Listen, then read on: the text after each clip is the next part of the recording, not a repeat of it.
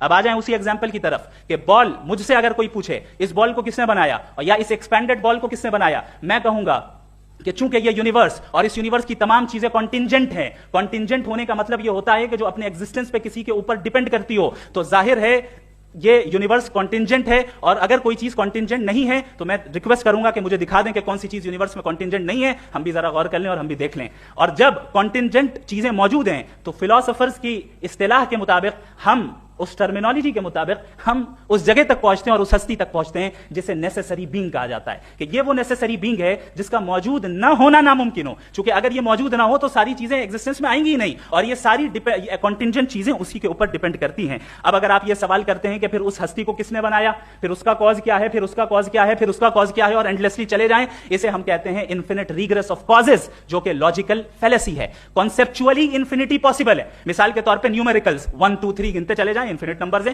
میں کانسیپچولی بات نہیں کر رہا، پریکٹیکلی ریالٹی میں ثابت کر کے دکھائیں کہ infinite regress of causes possible ہیں یا نہیں. اگر پاسبل ہیں تو ہم مان لیں گے، مثال دے دیں، اور پاسبل نہیں ہے تو ایک ہی آپشن بچتا ہے جسے ہم کہتے ہیں نیسیسری بینگ. ایسی نیسیسری بینگ جو انڈیپینڈنٹ ہے، چونکہ اگر وہ ڈیپینڈنٹ ہوئی تو وہ نیسیسری نہیں رہے گی. ایسی انڈیپینڈنٹ بینگ جو اٹرنل ہے، اگر وہ اٹرنل نہیں ہوگی، اس کی بگننگ ہوگی تو وہ خود کانٹینجنٹ ہے. ایسی بینگ جو پاورفل ہے، کیونکہ کانٹینجنٹ کو ایکچوالائز کرنے کے لیے پاور چاہیے. ایسی بینگ جو انٹیلیجنٹ ہے اور نالجبل ہے، کیونکہ یہ یونیورس اسپیسیفک فارم اور اسپیسیفک لاز آف نیچر کے تحت پریسائزلی چل رہا ہے. Thank you.